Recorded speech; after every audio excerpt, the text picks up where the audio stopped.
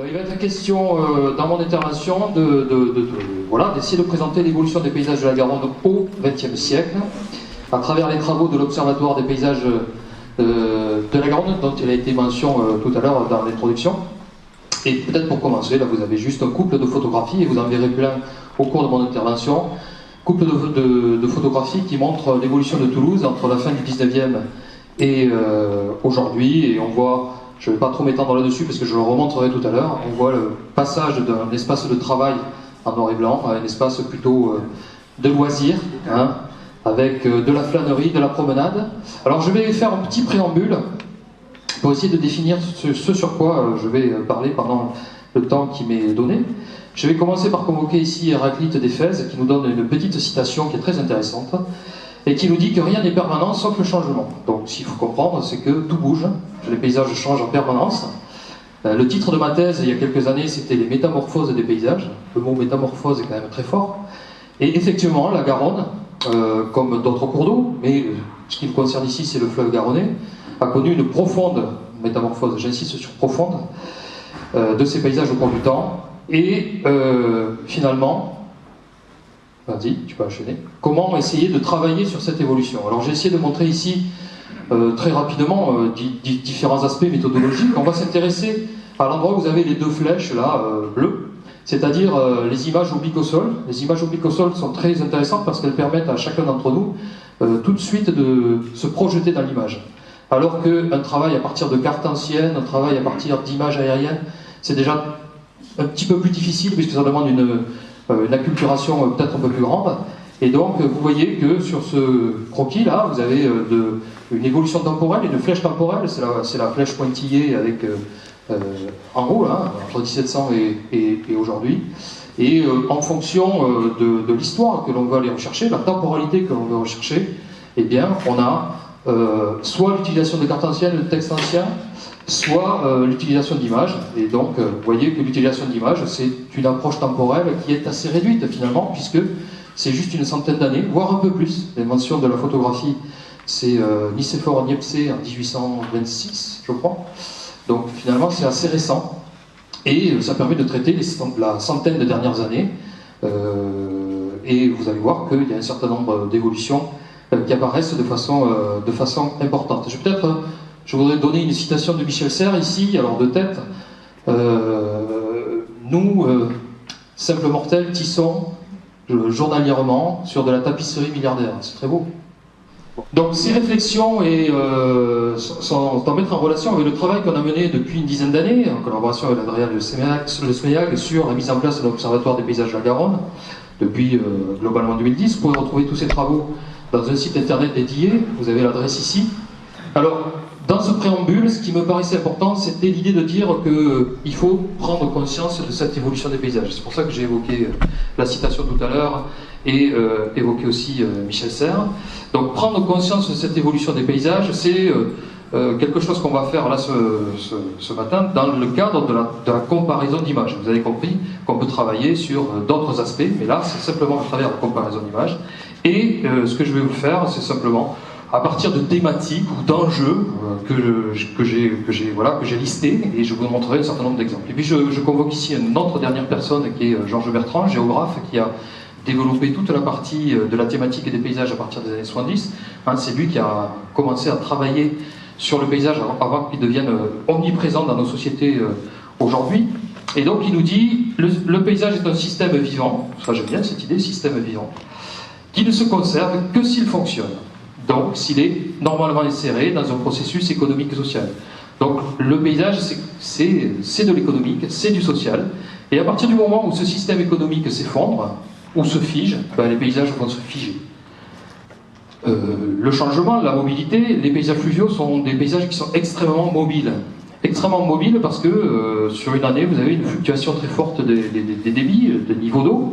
Vous avez ici un très bel exemple qui a été pris au niveau du moulin de Naudin en Haute-Garonne. C'est un travail, à partir des travaux de Didier Taillefer, on a fait tout un travail de sélection d'images à partir des travaux de Didier Taillefer. Je ne sais pas si vous le connaissez, mais c'est un photographe qui a beaucoup photographié la Garonne. Ce travail-là, on l'a pas du tout valorisé encore du tout dans le cadre de l'observatoire.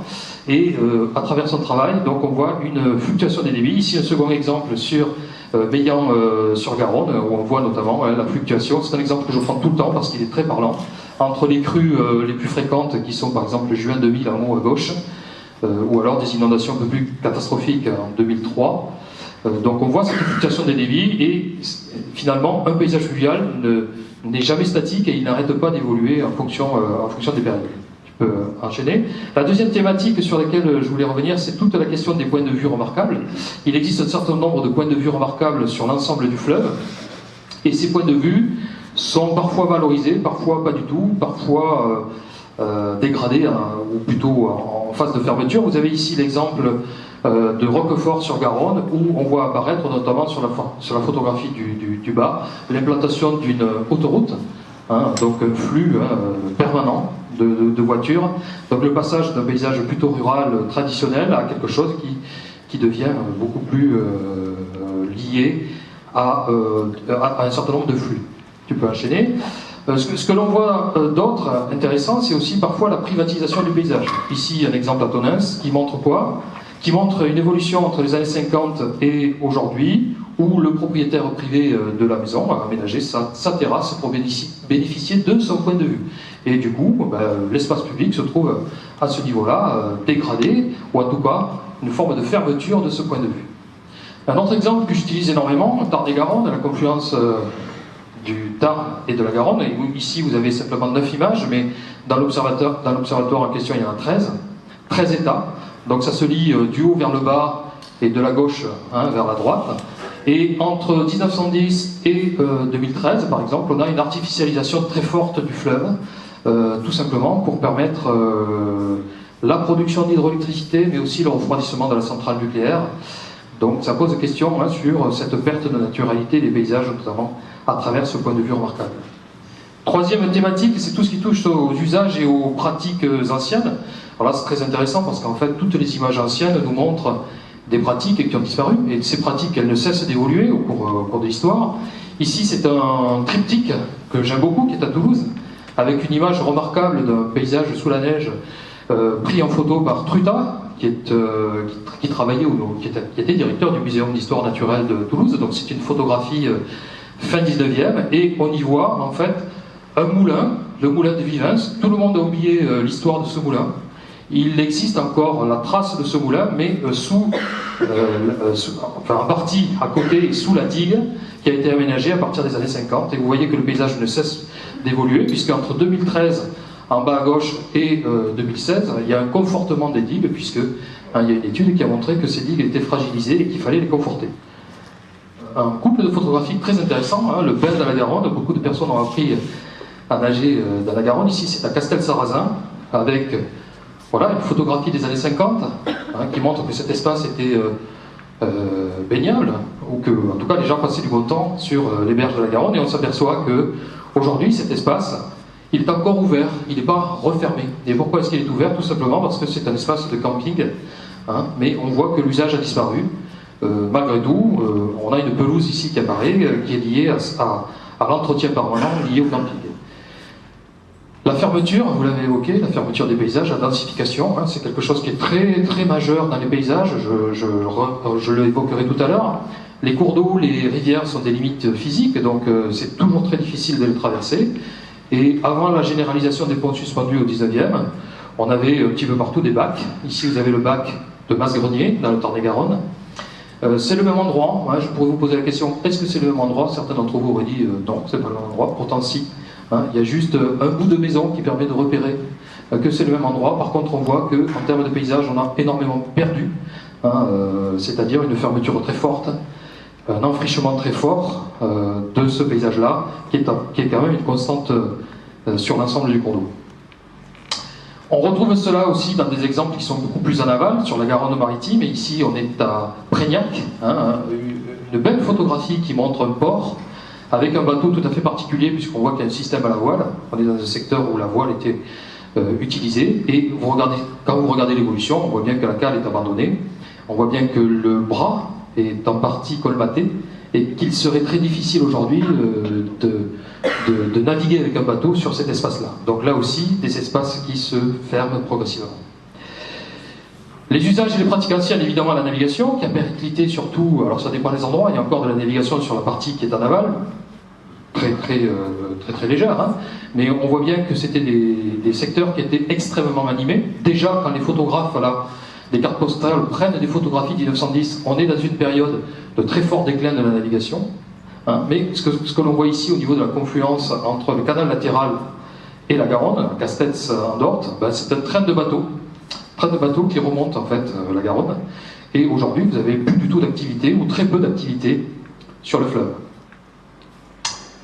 D'autres scènes aussi qui montrent que ces paysages-là étaient des paysages très animés. C'est un paysage qui était à Verdun-sur-Garonne, où vous voyez un secteur qui est déjà ouvert, maintenu ouvert un petit peu aujourd'hui, hein, puisqu'on voit qu'il y a en 2013 là une partie qui a été entretenue, hein, mais ces lavandières étaient très présentes partout sur les cours d'eau, hein, c'est l'ancêtre de la machine à laver.